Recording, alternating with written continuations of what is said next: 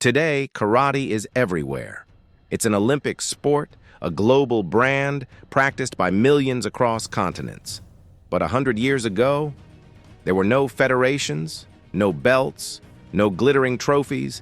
There were no styles. There was only karate, raw, secret, nameless. An art passed from one pair of hands to another, behind closed doors, whispered in the shadows of Okinawa. Why did this art, born in silence and survival, fracture into so many paths? The answer lies in politics, in pride, and in ambition. And before we begin, something special for those who love this history. I'm about to release my new book, On the Way of the Empty Hand. Every Saturday, a new chapter will drop exclusively on Patreon. If you want the full Untold story, join us there. Now, let's uncover the truth. Long before karate became a household word, the people of Okinawa called their art simply ti, just hand. Later, it was whispered as Tōde, Chinese hand, a nod to the influence from Fujian province across the sea. But this was no sport. It was a survival code. Okinawa was a cultural crossroad, trading with China, dominated by Japan, living under edicts that forbade weapons. In that world, empty hands had to do what swords once did. Training wasn't public. It happened behind thick wooden doors or in moonlit yards. A single lantern flickered, shadows swayed as bodies moved in silence. There were no uniforms, no belts, just calloused knuckles pounding a wooden makiwara, the rhythmic slap of flesh on straw. The kata, those elegant patterns you see on polished floors today, were once battle manuals written in code. They hid joint breaks, throat strikes, tactics for multiple attackers. To outsiders, they looked like a dance. To insiders, they were maps for survival. And then, 1905. A small but seismic change. Chomo Hanashiro wrote the word karate for the first time, but don't imagine it meant what it means now. He used the old characters. Tang Hand, the Hand of China. A name that would soon become a problem, as Japan's political winds began to shift. The next turning point came from a man who saw the future, Anko Itosu. He wasn't just a fighter, he was a strategist. A teacher who understood power didn't only come from fists. In 1901, Itosu made a bold move. He walked into Okinawan schools and introduced karate to children. For the first time, the art stepped out of the shadows and into the classroom.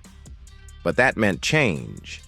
The brutal bone-breaking techniques of the old masters had no place in gym class. So Itosu did what visionaries do. He adapted. He created the pinyan kata, simplified sequences that stripped away the killing intent but kept the structure. Blocks and strikes became exercises.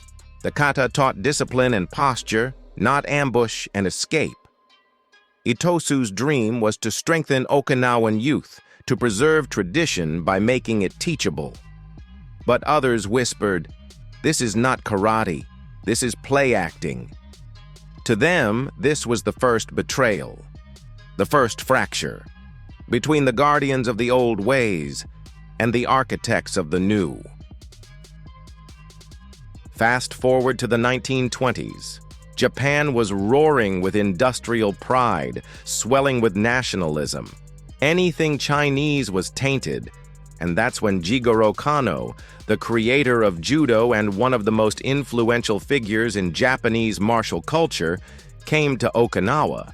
He wanted to see this art called Tōde. But there was a problem. Tōde literally meant Chinese hand. In an era when the rising sun banner waved over a nation obsessed with purity, this name was dangerous. So during the demonstration for Kano, the Okinawan masters made a calculated choice. They split the art into names that sounded safe, rooted in Okinawa's soil, not China's. Chojun Miyagi presented Nahate, named after the bustling port of Naha. Kenwa Mabuni took Shurite, after the old royal castle, and Chotoku Kian, the fiery innovator, sharp as a blade, stood for Tamarite, the tradition of the Tamari district. 3 men, 3 names, not yet separate styles, but separate identities. A survival tactic that became the seed of division. While Okinawa wrestled with its identity, another man was planning a revolution. Gichin Funakoshi, a scholar, a school teacher, and a master, believed karate's future lay in Japan. In 1922, he carried the art across the sea. But he knew this: if karate arrived as Tōde, the Chinese hand, it would be rejected. So Funakoshi did the unthinkable. He changed its name. He dropped the character for Tang and replaced it with the one for empty, from Chinese hand to empty hand. He added Do, the way, transforming karate from a craft of violence into a philosophy of life. And he didn't stop there. To make karate fit Japan's cultural fabric, he borrowed from Kano, the white dogi, the colored belts, the Dan and Q ranking system. Suddenly, the art that once belonged to dim courtyards and secret oaths marched into bright university halls. To some, Funakoshi was a visionary. To others, a traitor who carved away Okinawa's soul in exchange for Japan's approval.